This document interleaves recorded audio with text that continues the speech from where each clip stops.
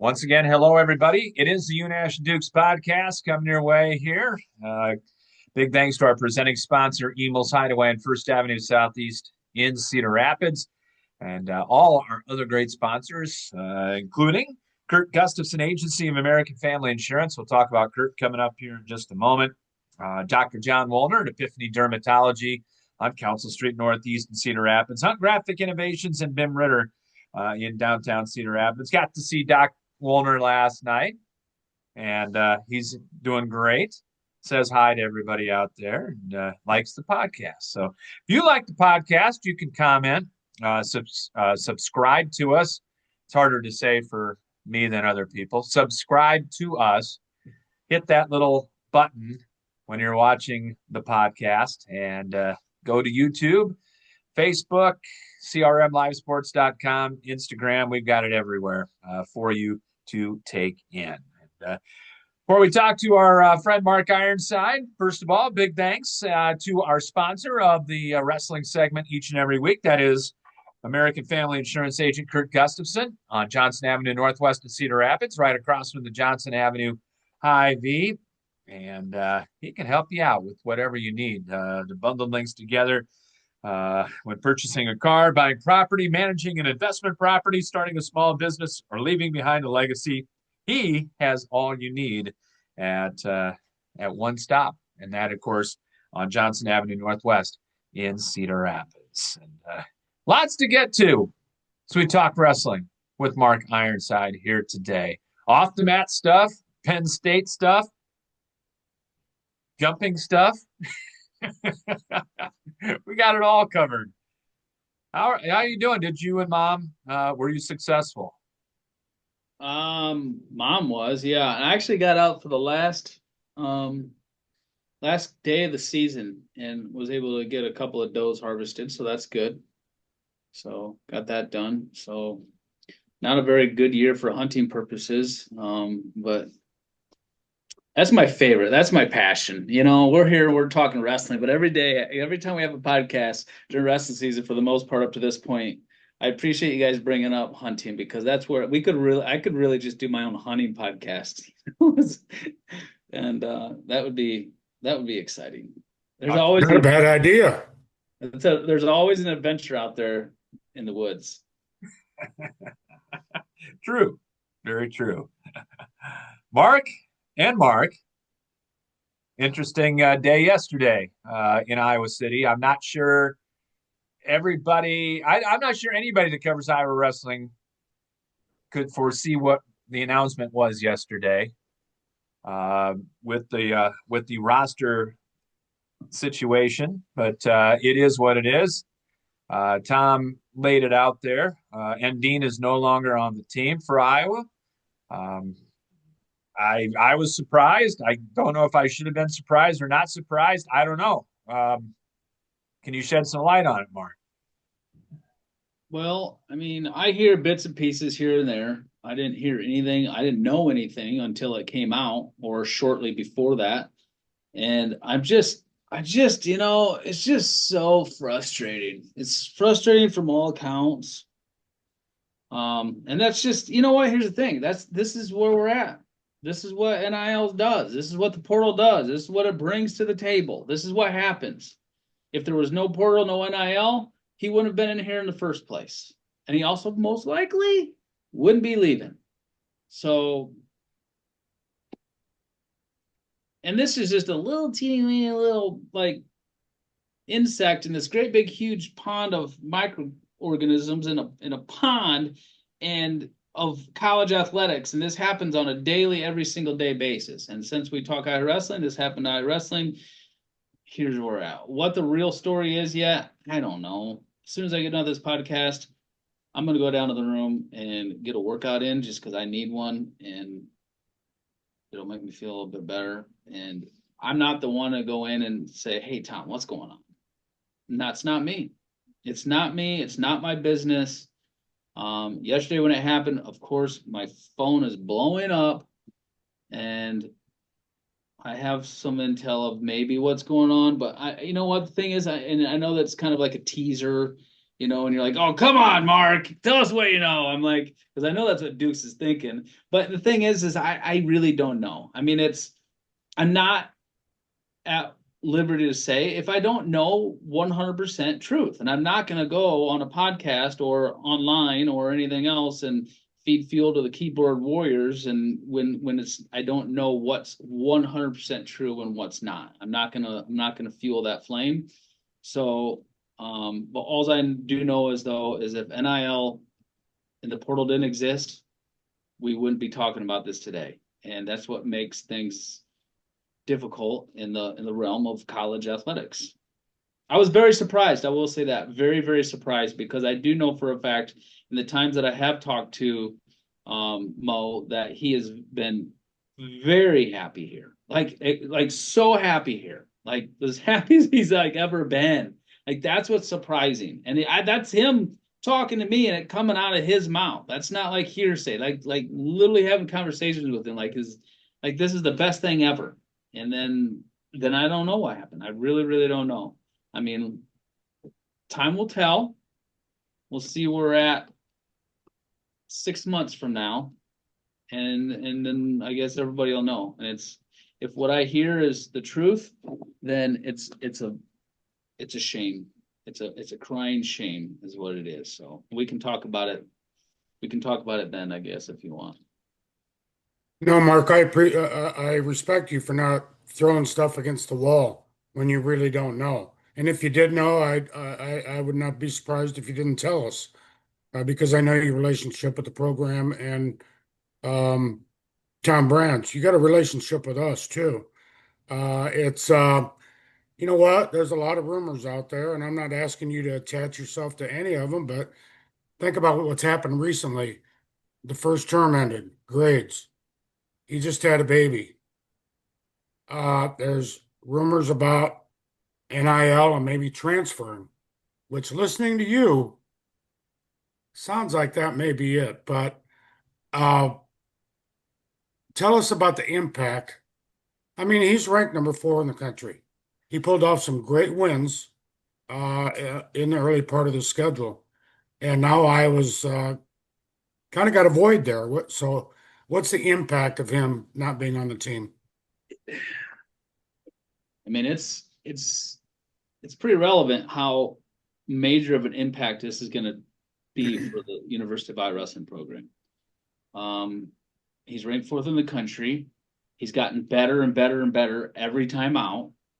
The only match he hasn't even been in this year really is against Rocky Elam of Iowa State, who's a 6-year veteran at the D1 level and national runner-up, and he is freaking good. And as we talked about in the show, welcome to the big leagues type of thing, But he has gotten so much better from that very, very first time out in Carver Hawk Arena, and he's gotten comfortable, and he's become a beloved Hawkeye just like overnight by our fans. And it's going to hurt. It's going to hurt. It hurts from a win-lose standpoint of having someone in the lineup. Win-lose, it hurts from a momentum standpoint of having them in the lineup. It hurts from, a fan and excitement standpoint. It really, really, I mean, it sucks. It sucks. And it's frustrating, and I feel bad for Tom. I mean, I feel really bad. And these are the things that, when you took oath to be a wrestling coach, years ago, this wasn't on your bingo card of things that you're going to have to deal with. But you know what? At the same time, I mean, this is where we're at now, and it's not going anywhere. So, but it's going to be a major impact. I mean, the cards are stacked against us in the first place to beat Penn State. I mean, that's very unlikely. But this really is very unfortunate. Would have been a great match to watch him wrestle the number 1 ranked guy in the country, see kind of where he's at and wrestling far. But at the same time, it's going to make it really tough to beat Nebraska at Nebraska next Friday at the Devaney Center. It's going to be really, really, that's a tough environment and a really tough place to win. It's going to make it really tough to beat Ohio State at Ohio State, which we've already lost to once. And it's going to make it really tough to beat Oklahoma State at Oklahoma State when we've already beaten once in a dogfight, but that was with Endine and before they had Jax Forrest in their lineup. So to go into the Devaney Center, to go into the new Ohio State wrestling facility with an amazing team that they have, and then to go to Gallagher Arena, those are going to be three major difficult places to try and win dual meets, because all three of those teams are extremely good. And without Dean in our lineup now, that's unfortunate. What's going to happen in our lineup? I mean, you got Brody Sampson and Harvey Ludington in there. To be honest with you, I don't know. I haven't talked to Tom. I don't know anything about what he's thinking, where he's going. My thing is probably your best option right now would be Gabe Arnold. So I know that he's been everywhere. He's been 74, 84, and 97. Probably your best option at 197. Well, why is he not listed then? Well, do you really want to throw him up 2 weight classes against the number 1 guy in the freaking country? I mean, what's that going to prove? I mean, we're most likely not winning the dual meet anyway. So it's like, what is that going to do for Gabe Arnold? So I think it's smart not to have him. Don't even bother with this right now. Be a great opportunity for Sampson or Ludington to get another opportunity there. And then after that, kind of reevaluate and see what you want to do there. But that's what I think was probably our best option right now is last thing on Dean, and I'll let it go, Mark. Generally speaking, is it personal or is it wrestling related? If you had to say, which would it be? Or a combination? I don't know for sure. And that's why I'm not really at liberty to say. I don't know of anything personal. That's the 100% honest to God truth. Like I said, he was so incredibly happy here, like so happy, and just always smiles and just like just loves it here. Every discussion or time that I've ever talked to him, he's just been happy. Like he's just a happy kid. And so if it is personal, it would have had to have been something that is of recent. I don't know. I really don't know. I mean, I have my thoughts and opinions, and let's just say this. If NIL was not a portal and NIL was not a thing, well, for sure, I mean, he wouldn't even be here for that matter. But if it wasn't a thing and he was already here, he wouldn't be leaving the program. Yeah. No way. I don't know if I've ever seen Tom as frustrated as he was yesterday making that announcement. I mean, he was gritting his teeth. He said it very staccato. Just, you could tell that he wanted to punch a wall at that point.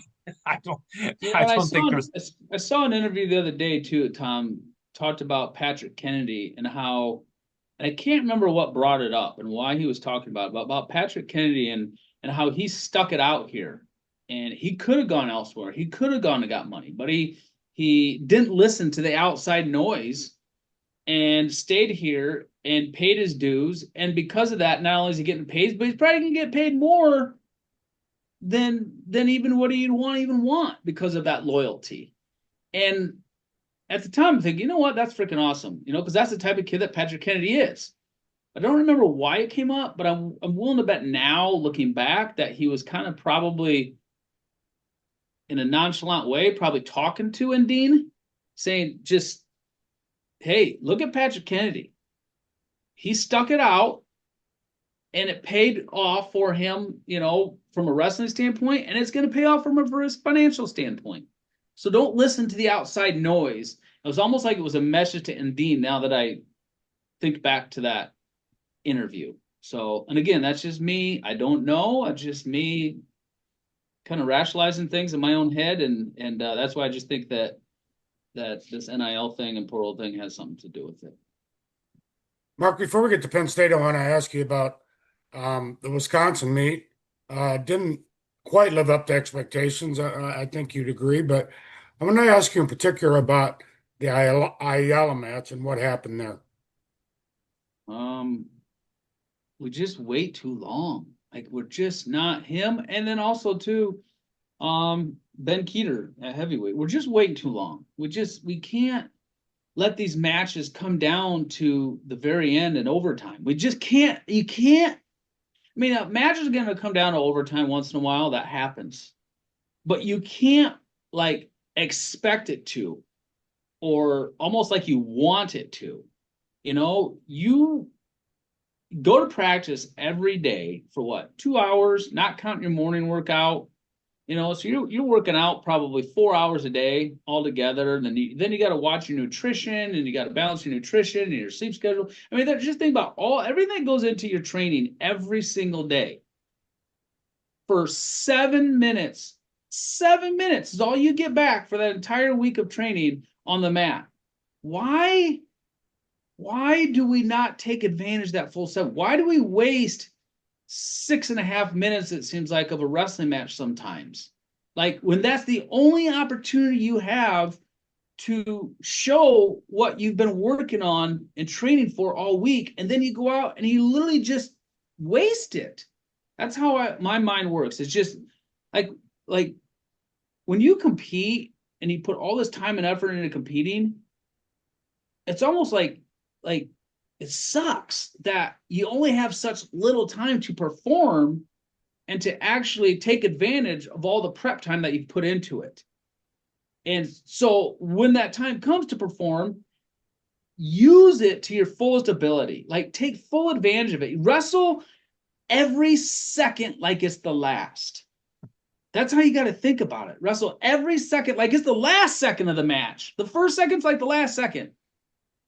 But our brains just, for some reason, just aren't calculating like that. And I just don't understand it. So I know that both of those guys have so much more to give. I mean, Ben Keeter he wasn't a 2-time world champion at his age level, wrestling, not to lose, or wrestling to go into overtime. I mean, he did it by kicking butt and taking names, and same with Drake Ayala.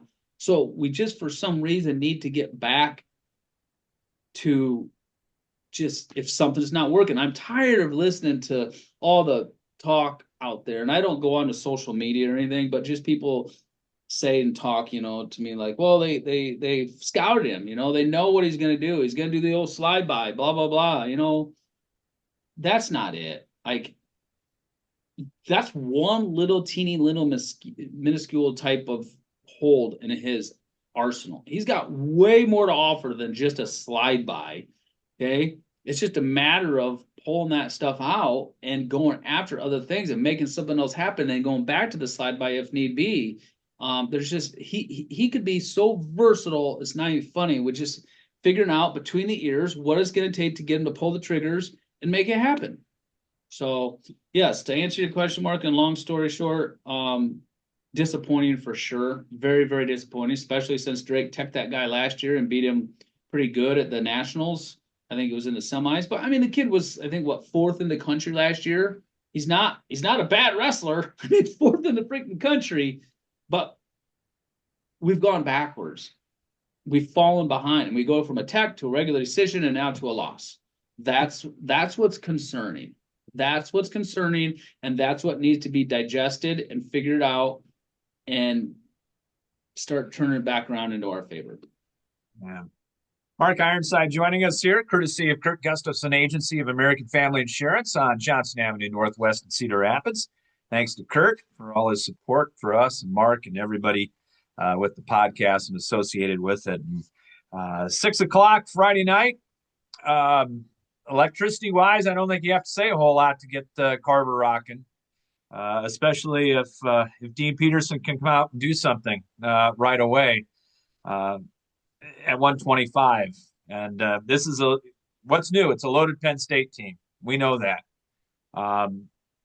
But Iowa's got ranked wrestlers basically up and down the lineup, with one exception now as well. So there's going to be some great matchups. I mean, I'm looking forward to so many of them.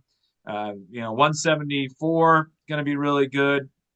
184 is going to be really good. I mean, this is just going to be fun for wrestling on Friday night. We don't get Iowa Penn State very often. So you got to, like you said, you got to enjoy each second. You got to work each second.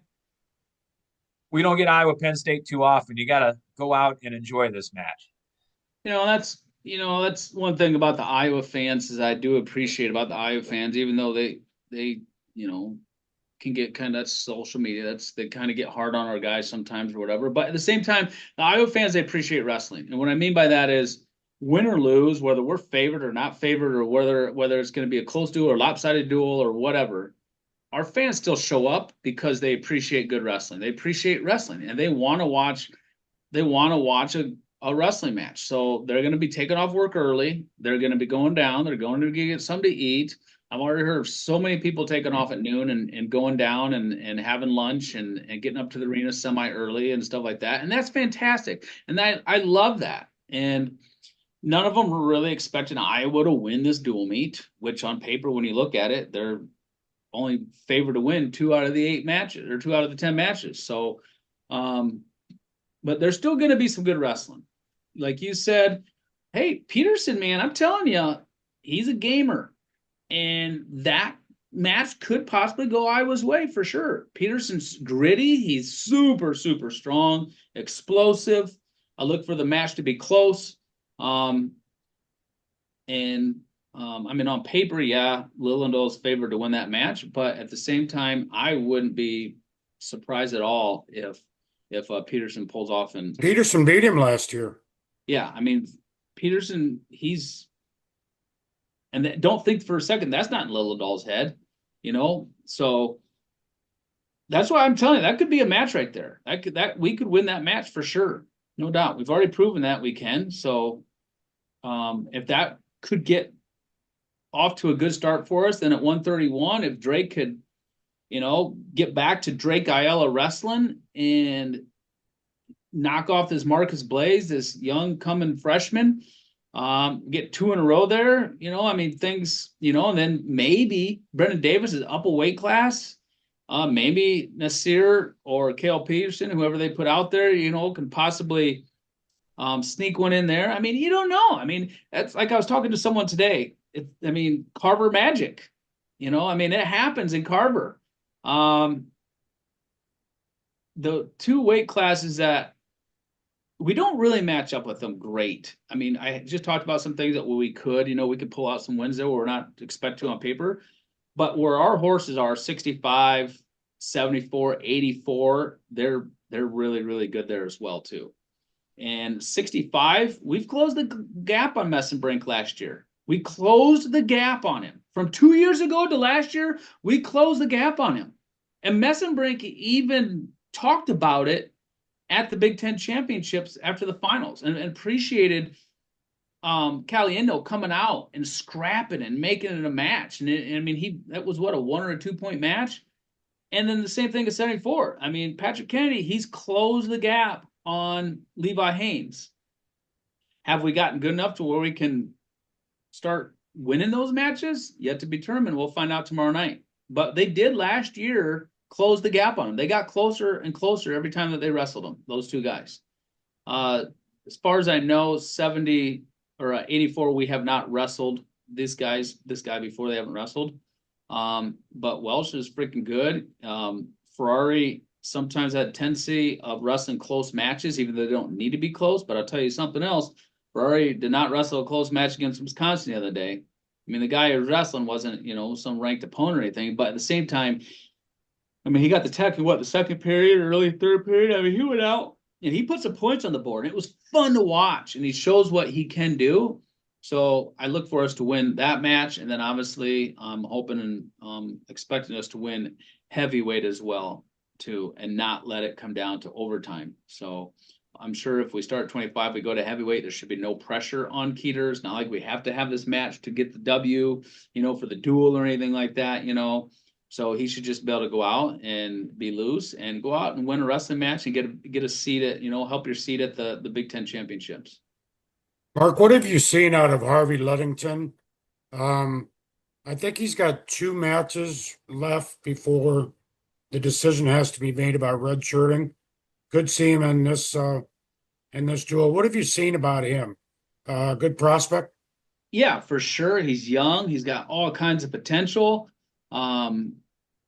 He's a New Jersey kid and he's out east and he loves to wrestle. He's scrappy. He gets after it. He got a little fatigued the other night against Wisconsin, but he came out hard, got a couple quick takedowns, and then kind of faded. I think that was his first time in Carver Hawkeye Arena too, though. Might have something to do with it, which I think was smart because if they do wrestle him tomorrow night, at least he's got one match under his belt in Carver Hawkeye Arena. So I don't think that's something that normally happens with him. I don't think he ever got fatigued or tired really in the Soldier Salute when I watched him wrestle, and he had a pretty good Soldier Salute tournament. So I like him. I like him a lot. I mean, he's scrappy. He lets it fly. He's kind of ornery a little bit, and he's definitely got a lot of potential. And look forward to watching him wrestle in the future and do some good things there for sure. That's Friday night. Looking back at last weekend, hats off to Schwab and UNI for winning their dual tournament up at the Unidome.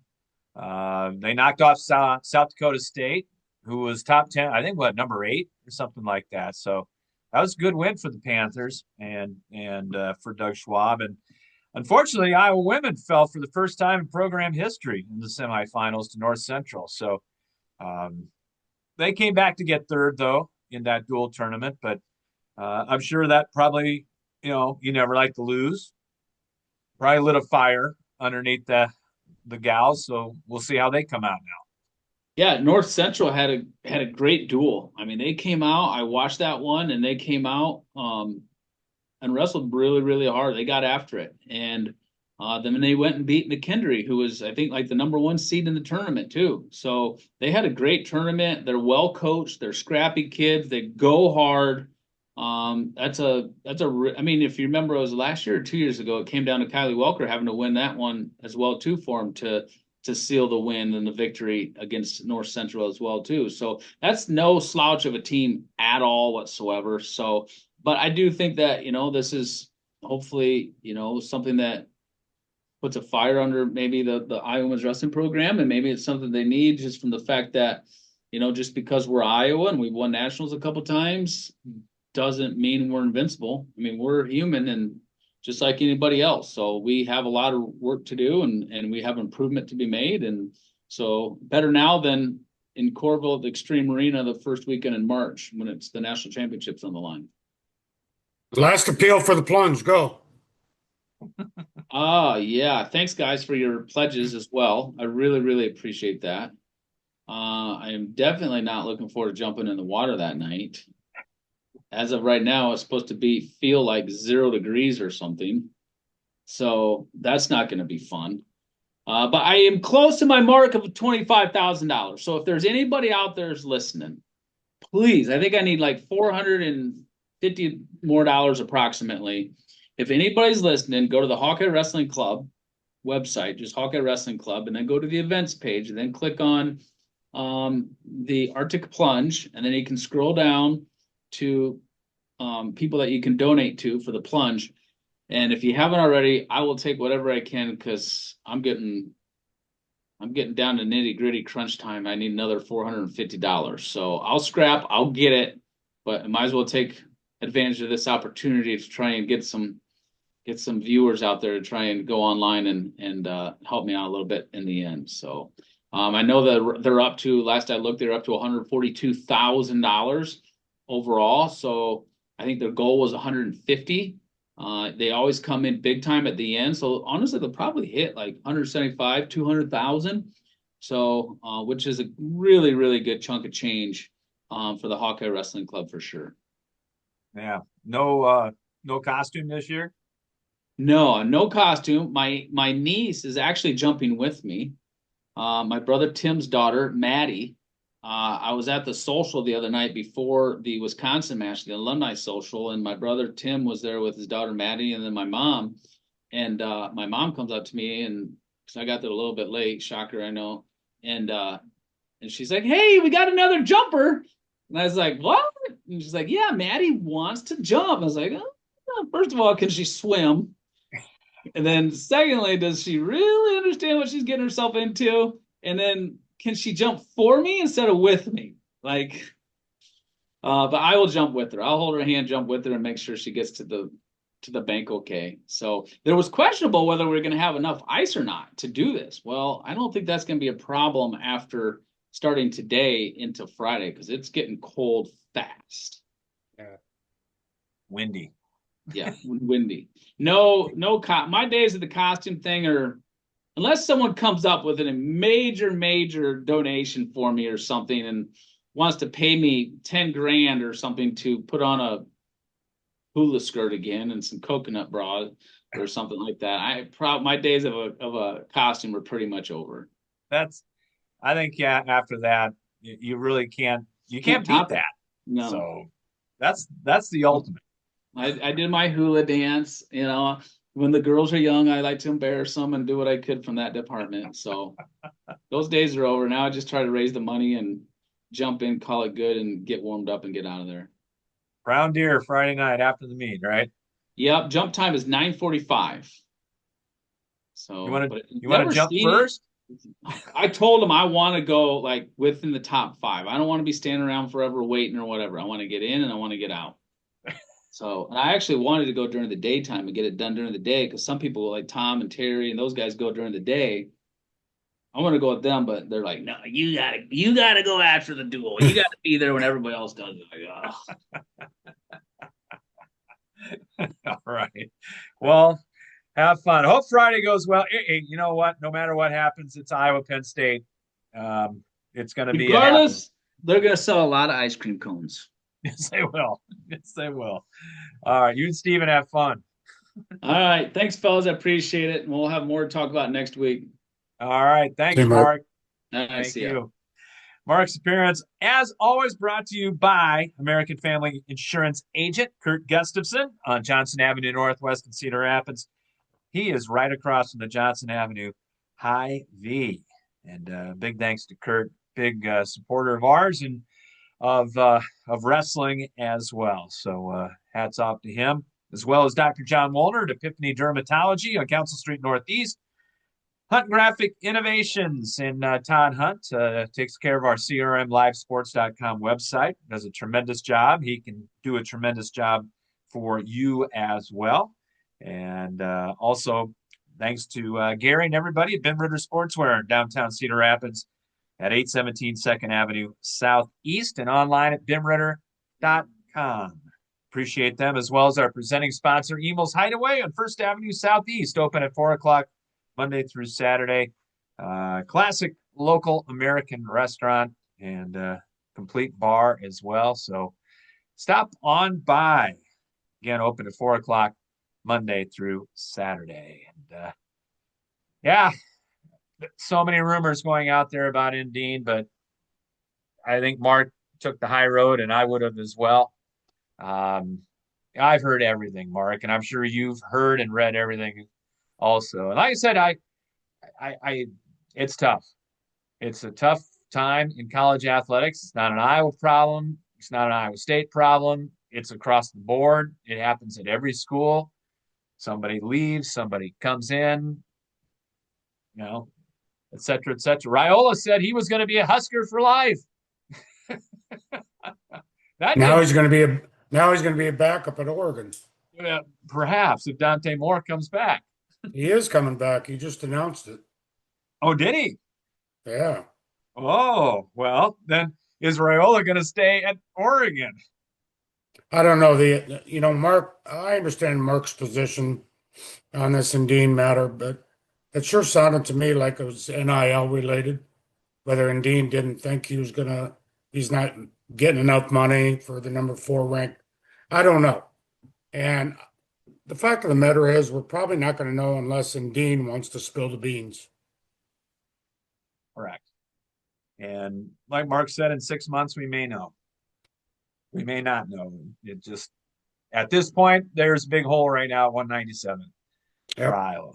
And 2 guys have the advantage. Hey, when you lose somebody, next guy in, right? A Kirk Ferentz isn't right there for everybody out there. But so that is the wrestling story. Do have some basketball to discuss. The undefeated season for the Iowa State Cyclones went by the boards on Tuesday night down at Allen Fieldhouse, as many undefeated seasons and big-time games have gone Kansas's way. Did it again. We talked about on Monday, Mark, it was going to be tough I think, more of the mental aspect of it because Kansas had their backs directly against the wall. They had to win that basketball game. And they came out like they had to win that basketball game and took the Iowa State. And Iowa State, for the first time that I can remember this year, did not shoot the ball well. And I think Kansas's defense had a lot to do with Yeah, I think it ended up. It's easy to see now, hindsight being what it is, but it was a bad situation because Bill Self called out his team, and you'd expect them to respond, and the team did in a very loud environment, very tough environment. What was uncharacteristic to me was Iowa State's defense. Gave up 84 points, 40 points or more in each half. And you don't see that out of Iowa State teams anymore. Credit a lot to Kansas. I mean, Kansas shot it well, shot over 50%, made 12 threes. But I think in the course of the season, you're going to have games like this. It was the same last year. Iowa State lost by 17 down there and then won by 17 at Hilton. So, I mean, this is going to happen. I wouldn't say things have caved for the Iowa State team. Quite the contrary. It's still a good basketball team.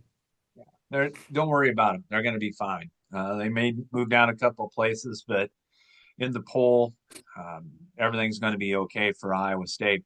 Iowa will have the Indiana swing this week against Indiana or Purdue coming up on Wednesday night, and then against Indiana. Hoosiers coming off a big blowout loss for the now football school of Indiana. Did you ever think you'd be talking about Nebraska being a basketball school and Indiana being a football school, Mark? But that's what we have. A lot of things I couldn't predict it, but it is what it is now. And the Big Ten basketball race is going to be so interesting. We talked about Illinois the other day. I think the Illini will be there for most, if not all, the season. But the one constant is Nebraska. Fred Hoiberg and Bryce Sanford and that group is still undefeated.